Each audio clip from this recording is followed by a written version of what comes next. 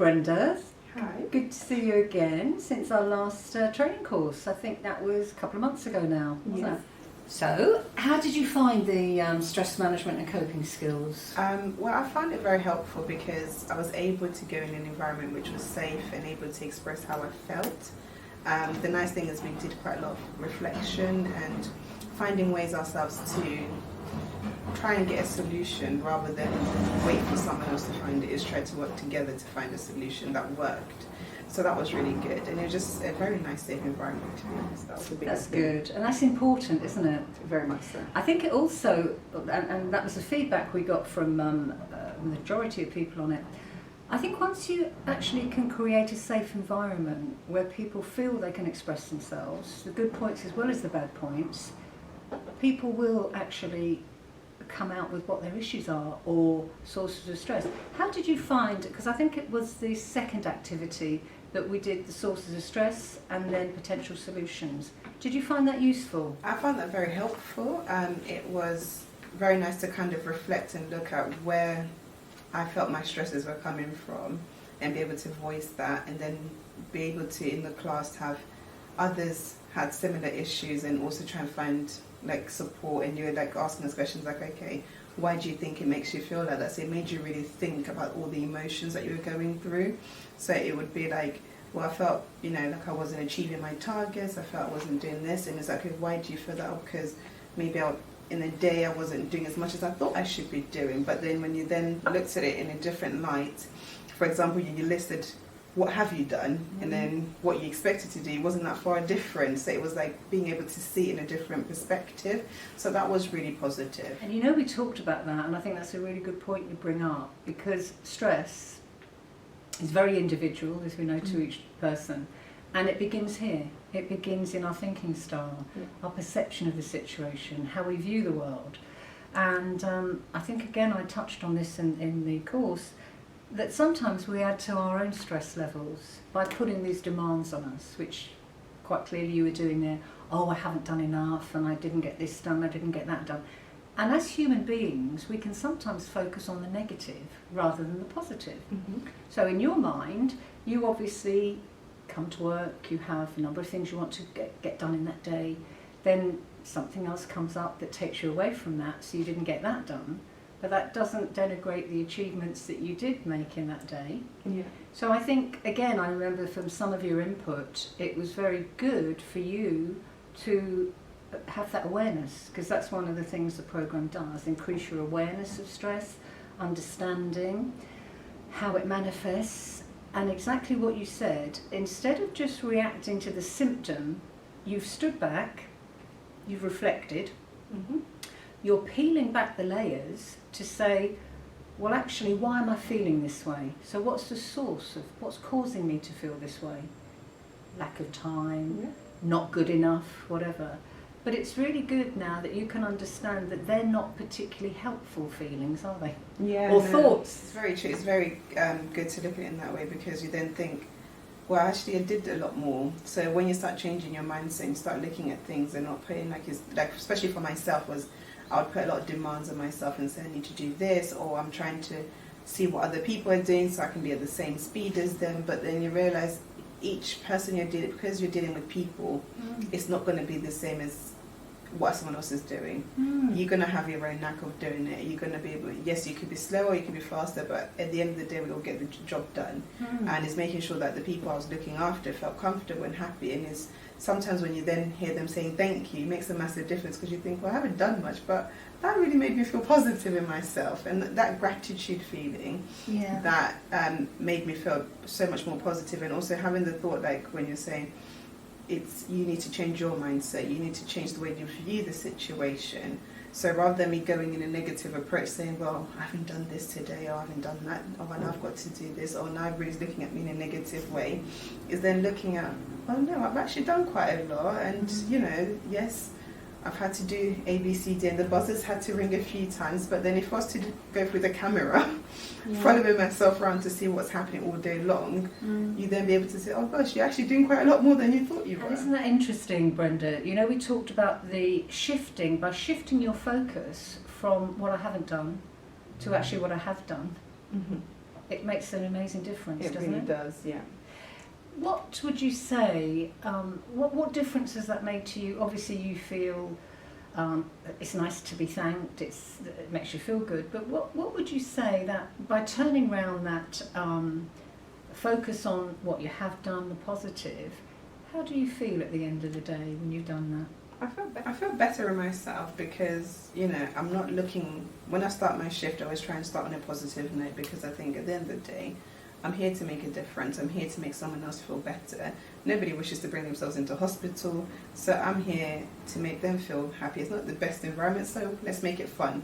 And when you change that mindset, coming with a positive mindset, you then just look for the positives in everything that you do. It's just looking at, oh, what's gone really well. Good. Because if you dwell on the negative, I'm not saying there isn't any negatives that happen, and I'm not going to say I don't have little moments where I'm like, oh man, could have done that better. But it's looking at it like, okay, I could have done that better, but however, there's so much more better things that are happening, and this is really positive, and keep going, because that changes the way I help people. And I look after people, because if I'm feeling positive, I'm going to give positive vibes. I remember my sister always says to me, if you get a clear cup of water and you're feeling really bad and you taint it with a dark ink or something, what do you think you're going to pour into the other stuff? Is it going to be clear water, or is it tainted water? So she's always, that thought was always in my head, like if I start off negative, so that I've got negative feelings, am I going to be passing negative vibes to everybody else? Whereas if I start with positive feelings, then that's what I'm going to pass. I'm not saying everybody's going to be like, oh, look, she's got positive feelings. But it's so, you know, again, it's so much better for you as an individual. Again, we talked about positivity breeds positivity in an upward spiral. Negativity in a downward spiral. So no matter how positive we are, or we come in the morning, or all good intentions, and we're surrounded by negativity, everything could go wrong, and the glass is half empty, and oh, woe is me, and that victim mentality, by the end of the day, you're exhausted. Because it's draining your energy, and it is exhausting. So conversely, by having that positive, and how much nicer is it if I'm your patient and you come up to me with that beautiful big smile and giggle and say to me, hi Helen, how are you? And you're relaxed, you're calm. How am I going to feel? You feel, you know, positive, relaxed and calm and safe. It's interesting you use the word safe in the training session. And that's something we always try to do, to create that safe environment, because stress is obviously very individual, it's very complex, it affects us all differently, and it's just important for each individual to understand that whatever they're feeling or experiencing at that time, it's okay. It's normalising it, because it's okay to feel under pressure, not good enough, what are other people going to think? I think I touched on this as well. The reality is, other people are pretty much feeling the same as you. So, no disrespect to you, but they haven't got time to worry about what you're doing. They're too busy worrying about what they're doing. So again, that gets back to this thought process that, oh gosh, I've made a mistake. What's everybody going to think of me? We all make mistakes. And when you're working under pressure, but it's what you learn from that mistake, as you said. Or then focusing on how I can do what I have achieved and how I can practice that again. And more importantly, how I can encourage other people to do that. You touched earlier on something when we were speaking outside having a coffee, on some of the differences since you've gone back on the ward after the programme. And one of the suggestions about doubling up, do you want to share that with me? So what was really good is after the session we did speak, because we had some of my colleagues from on the training session, and we thought, well, it was a really good idea that if one person is struggling, let's double up. I know it's quite, everybody thinks, well, no, you stay in your side, everybody stays in their lane kind of thing. And me and my colleagues started doing it, we started doing it with other colleagues, and it's really been positive, and it makes the job lighter for everybody. And when you start showing that level of teamwork, other people start picking up on it. Brilliant. And it helps, because then, although, you know, the nurses are feeling stretched as well, so it's like, okay, we're taking a bit off you that you're supposed to be helping, but then they're like, oh, no, we're coming to help as well. So everybody wants to help, wants to engage. which is a really positive thing, because they now know it's not, well, that's your job, but everybody's taking it as it's everybody's job, so we're doing Teamwork. it together. Yeah, very much so. It's really been positive, and you don't feel so stressed saying, oh, I've got 8 patients. You don't feel stressed looking at them. You're like, oh, I've got 8 patients, but I know I'll get help, and I I've know got when I'm support. struggling. Exactly. Wonderful. And that's So the that's benefit. great. Oh, I'm really pleased to hear that, because I know when we first started the course, there was a lot of emotion there, a lot of feeling, a lot of stress in the room, wasn't there? Yeah. I was feeling stressed myself. You don't look it. There was a lot of stress in the room, and obviously you can feel that. So part of the role there in facilitating it was to increase your awareness, understanding, express the stress, and then give you the power to change it. You know, we can't always change the external situation that's causing us stress. There's certain things we can't control. Yeah. But what we can control, It's our mindset. and by controlling our mindset, and I'm so delighted to hear that the change it's made for you, which is amazing. Yeah. And I'm sure from what you're saying, working in pairs now on the ward, that a lot of people are finding that too. Yeah, they're finding it very helpful, because at least now it's not about, oh, I'm not going to come. It's like, oh, do you need any help?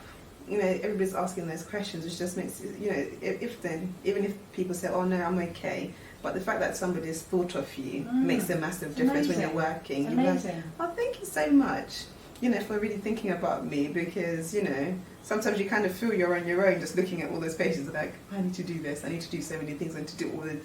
But when someone else goes, do you need any help? And Brilliant. you just know, well, I have somebody there on hand, and yeah, it's really nice. Well, you're not on your own, you're supported, it's teamwork, Yeah. you feel positive, they feel positive, the patient feels positive. It's a win-win all round. It is. Who said you were ever stressed? The other thing I wanted to touch on as well, I'm mindful of the fact that you might be coming up to some exams in November. Yes. Do you want to talk through where you are with that? How you're feeling with that? I've got a scenario exam coming in November, and then I've got another exam in December. So it's a bit nerve-wracking because you don't know what to expect. You can do, so we're waiting to kind of see what the scenario is going to be about, and then we get a bit of time to research on it. We don't know what the question would be when we go in, but we get to research on the illnesses and see if we can get as much information as possible before going in. But the one I'm more scared of is my maths exam, because it's the drug calculations, and you need to get 100% or you fail. Wow. There is nothing, it's 100% on, that's it, that's a pass mark. You cannot get anything lower than 100. So it's like sitting there going, what are the formulas? Which I've Okay. never been good in algebra. So, what do you think then? Okay, so you need to achieve 100%. Straight away, that's a bit of pressure, isn't it? Because Yeah. you kind of feel there's no leeway, it's all or nothing. So it's the drug formulas. Is that something then you have to obviously work out? Yeah, so it's what it is. You look at, if for example paracetamol, how much paracetamol should you give somebody? If they say they want 1 gram, so how many tablets would that be, for example? And so it's like learning to know, okay, what does 1 gram equate to in different forms? So you need to look at, is it liquid or is it a tablet? How are we giving this medication? So depending on what they want you to give it in, you need to know how to calculate it in, which is quite scary. But last week was quite nice because we did have a session on drug calculations and looking at the equations, and then now you kind of go around looking at, we're waiting to see where we can get some past exam papers, so you can just kind of go through them, and just do a lot of revision on those, try and see get a bit familiar with the questions, because sometimes it might be more the wording that trips you up more than the actual equation, because you might know the answer, but because of the wording you're like, am I doing it right, am I not doing it right? So you could doubt So I yourself. guess the learning there really, just standing back and listening, the learning there would be to stop and really read the question. Yes. It sounds very basic, doesn't it? But sometimes we see and we kind of like, oh, and we maybe think, panic a bit. Mm-hmm. So to stand back, we talked about that. Take that deep breath, read the question so you fully understand the question. Yeah. Now, you talked about previous exam papers. That's a really good idea, isn't it? Yeah. Because like anything, they always say practice makes perfect. So once you've actually got the formula, or the equation, it's really, I guess, practicing it, isn't it? Yeah, a lot of practicing, a lot of reading the questions, understanding conversion from mils to grams, just understanding like which method it must be given in, and what the solutions all come in if it's in a different type of form. So it's just understanding the different ways you can measure it and how you're supposed to convert it so you can get the right dosage, which is very important because you cannot pass, because that's a very high risk. But I think, I think also in terms of coping skills, which we talked about, again, reframing your thinking style, not to focus on the fact that you have to achieve 100%, to focus on the fact that it's important for you to get this right and understand the measurements and the dosages for the patient's sake, and that's your focus. That, in fact, I have the formula, I'm going to hopefully get some previous exam papers, and I'm just going to go through and through. And it's almost like training your brain, isn't it? Yeah. It's like the more you practice something, the better you get at it. Yeah. It's like anything. When we're given something new, it's like a little bit daunting because it's fear of the unknown, isn't it? Yeah. But when you can strip away that and know as much as you can know, which you know what you need to do, push the 100% over here.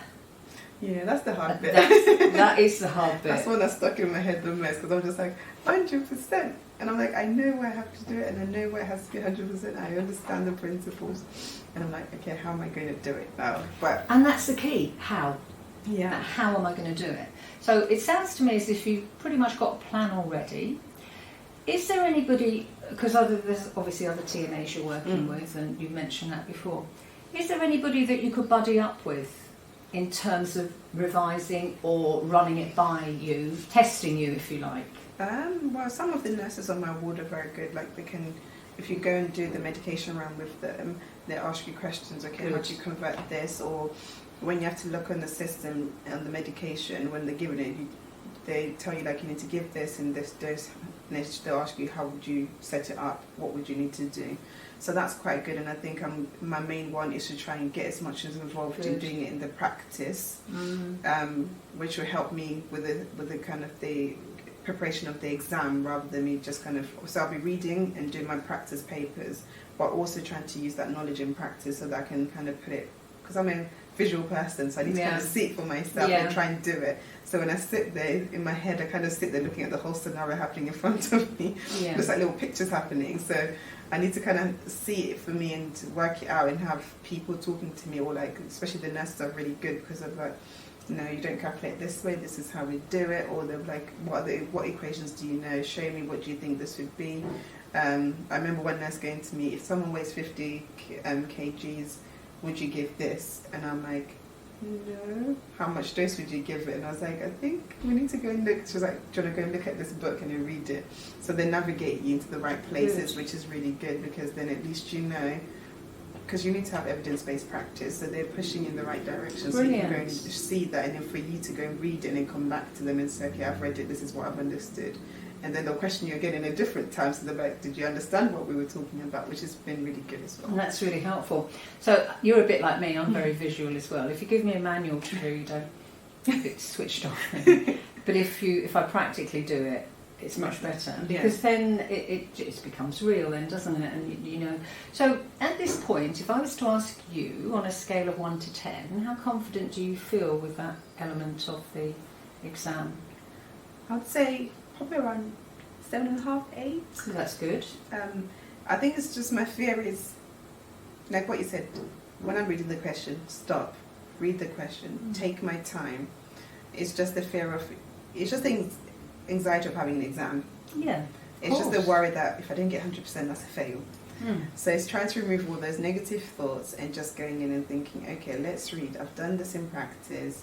I'm practicing my test papers, and I've done practice, so I kind of understand, you know, the way it should be done. So it's like, now let's put it back into paper. So you've done it in practice, let's put it in paper. And that's the bit I think I'm struggling with, because it's just, with that day when I go into that room, it's the only time I'm going to know.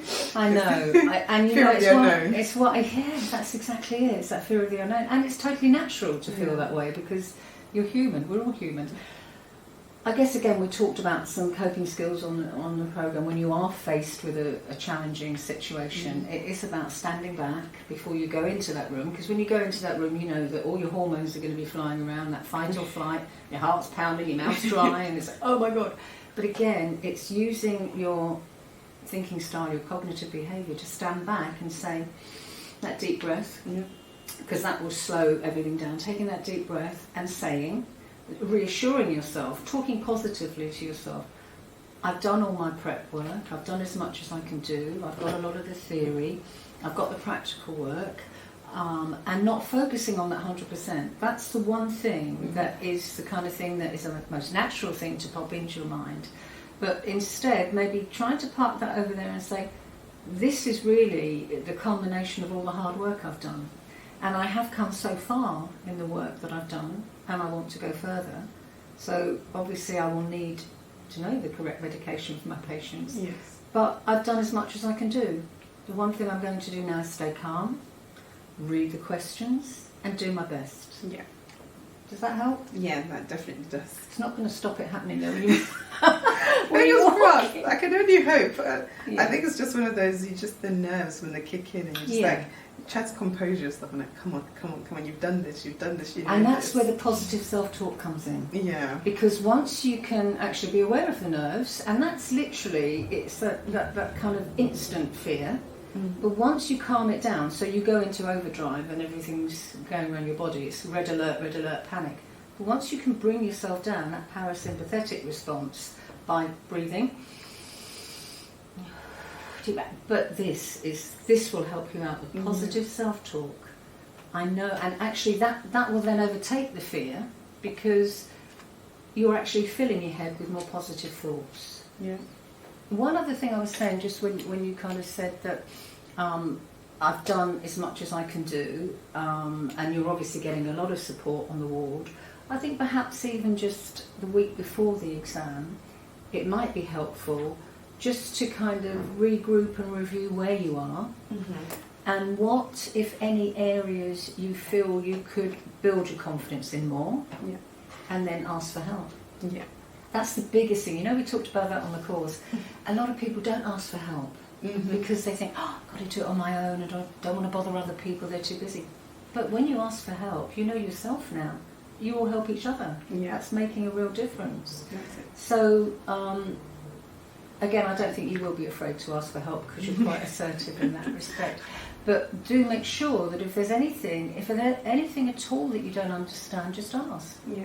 But it sounds to me, if you're already 75-80% sure, that's a very good basis to just build on refining what you're learning now. Yeah?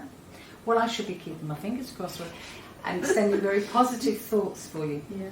One thing I did want to ask, which we didn't actually get round to on the course, you've been in the role now how long? So I'm now in my second year. It's your second year. Yeah. What made you become a TNA? So what made me become a TNA is I've worked in healthcare for so long, but I just felt like parts of my life was getting static, and I wanted to make a difference. I've always cared for people, which has always been nice, and I was like, you know what, the next step is to try and do nursing, see how I can make a difference and change. And you know, I've not set in stone which type of nursing field I'm going to. I'm very open, because I'm like, you know what, whatever flows, I never know, don't know what I might see as I'm going along. And that's the good part of it, because when you go to placements, you see different things. Of course. So you get exposed to different places. So if you're not sure, you're absolutely fine, because you'll get to see a lot of places, and then you'll be able to make a judgment from that point. So keep that open mind, which Yeah. we talked about. So having my open mind has been nice, but it's just generally because I've been in the care field for so long, and I just wanted something that would, you know, benefit me and also change and help me to help other people in a different way. You know, so it's been very nice, and there's so many different fields in nursing, so I don't know which part. But you don't need to make that decision, No. do you? No, You don't need quite to a make long that decision. What would you say you enjoy most about your job? talking to people. I've got a big mouth and chatterbox. A little chatterbox. I think that's been always since I was in primary school. That's always been on my reports, chatterbox. But that puts people at ease, doesn't it? But your patience. Yeah, I enjoy talking to people. I believe that I always learn from every person that I meet, and there's every, when they talk about every contact counts, it really does make sense that every contact does count. And it's nice, especially when I work with it, because I worked with elderly people, so anyone from the age of 18, but they're not elderly, but I'm just saying anyone from the age of 18, adults, but many elderly people. And I've really had fun because it's like spending time with my grandparents most of the times, because you get taught how to knit, how to crochet. Wow. They extra skills. Extra skills. I learned that when I used to work in community. I had two of the patients I used to go to would say to me, do you like knitting? I'll say, yeah, my nan taught me how to knit. They're like, do you know how to crochet? And I said, no, I don't. So they always would take out a little crochet stick for me and like teach me while I'm doing my work. So it'll be the time I just have a chat with them and just, they teach me little things. And it's quite nice because I used to learn things and they felt they were passing skills to me. Yeah, well, they were, weren't they? They were, definitely, because I can't crochet very well, but I'm still getting there. Brilliant. But I can knit better. And, they taught me stuff about baking, so we used to talk about baking. I'd like to know people's interests, and I'd obviously try and research a bit before I go back so I can have a little chat with them. Even learn about cars, things I don't really know much about, but I went to read about it and I was like, oh, I saw about this old model, what do you think? They're like, oh, how did you know that? I was like, I read it. I read it. Like it. Wow. Just having that person-centered approach was always another thing that I just like, because I like to talk a lot and I like to know people, and I guess it comes in the job. But it also makes people feel that you've taken time for them. You're interested in them. Yeah. They're not just a patient, they're a person, and you've taken time to think about or find out about their interests, discuss it with them, which is great. Yeah. That's another gift. Yeah. Talking, yes. Talking is always a gift. That's really good. What would you say, Brenda, your biggest challenge has been in this role? Biggest challenge is because as a TNA you're slightly treated different to a standard, well, I'd say standard, that's the wrong term, to a direct entry student nurse, because you are part of the numbers within the trust, whereas a direct student isn't part of the numbers.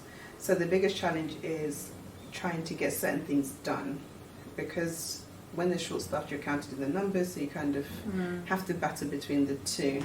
But there's been a lot of changes, because people, nurses have been understanding that you are training, so they try and pull you out of certain things to get you to do nursing skills, to get those nursing skills done, which has really been positive. Good.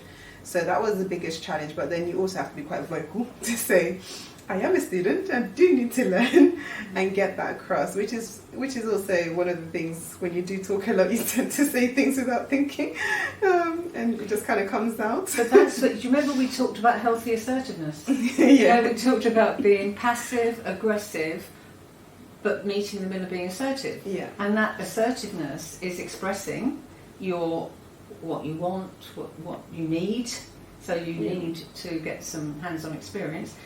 And letting other people know that. Yeah. And once they know that, they can give it to you. Exactly. So there's absolutely nothing wrong with being assertive. In fact, I would go so far as to say, I don't know if you remember on your programme when I asked a few people, they didn't feel comfortable with being assertive.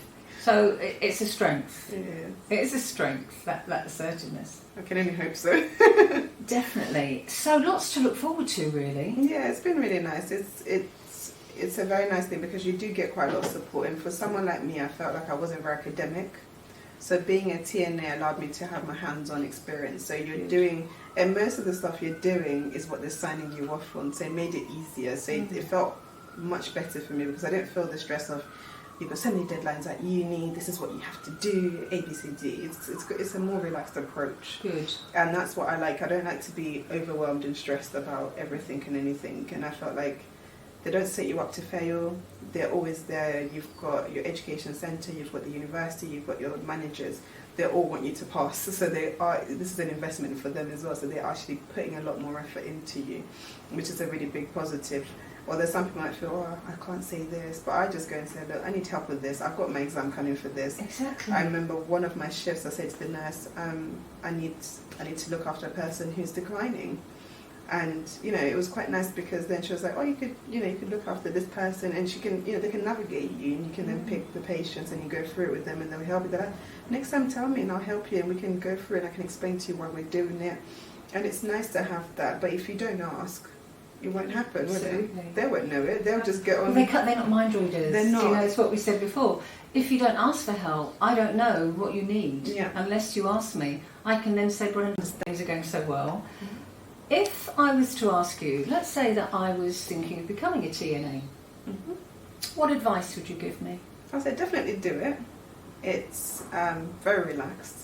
It has its ups and downs with everything that, with any course or anything, any changes, there will always be ups and downs, but it's really good because there is so much support. There is so much support from different places, different people. There's so many people always are trying to reach you and just talking to you and say, if you need me, come. Just come and speak, come and say how you feel. So you've got a lot of different places, people you can speak to. You've got other TNAs as well who understand what you're going through, so they'll be there. People like me will be like, don't worry, it gets better in the end. So we're there to, support each other. And, I've got others who are above me. Who's one of my colleagues on my ward. He's always like to me, I know what your next exam is going to be. Like, before I even get there, I hadn't even passed the year one, and he's already telling me, Brenda, I know what exam you've got next. And I was like, I haven't even gone past year one yet. And he was like, I know you're getting past year one. And I said, I passed. He was like, I told you. Now you can come and I can tell you your exam now. Positive. So it was quite encouraging, and motivating, isn't it? Very much so. And he's always like, you've got this exam, then you got this, then you got this. So he pre-warns me in advance, and I'm like, you're so amazing to me. So it's having that. But he wants to see you succeed, and he's been there. He's been through that path, so he knows how important. In terms of the self-management toolkit, which I obviously gave you on the course, how have you found that? I found it very helpful. I enjoyed doing my goals, so my short-term and my long-term goals that I've worked on. The short-term goals are really fun because once you tick it off, you get a little badge. You're like, oh, I made an achievement. It's done. It's done. I'm good. And do you give yourself a little pat on the back when you're doing that? I buy myself a nice little treat. Oh, lovely. Well, exactly. And you deserve it. Yeah, the goals are important, aren't they? They are, and it's very nice. And also the reflective practice as well was quite nice because it was like taking that pause. Although people might say, oh, how do you do it? You do it all the time. You don't. Sometimes you do it without even realizing. So it's just getting the rhythm of doing it. Sometimes you look at yourself in a stressful situation. You could have a patient's family member shouting, and you just kind of step back and you're just like, okay, breathe. Good. Change my tone. Good. Calm voice. Excellent. Let's go. And you see there's a massive difference. So it's just, you use it so many times, but people don't realize they use it. And it's nice to acknowledge that you've used it. Good. And that's been really good as well. Fantastic. Well, I have to say I'm delighted to see you again. I'm even more delighted to hear that you're practicing a lot of the coping skills we talked about. Yes. And you've still got that beautiful smile. So I guess it only remains for me to wish you every success in November. Thank you. And I'm sure you'll be absolutely fly through them, as your colleague tells you. So good luck. And Brenda, nice to see you again. Nice to see you. Thank you so much. My pleasure.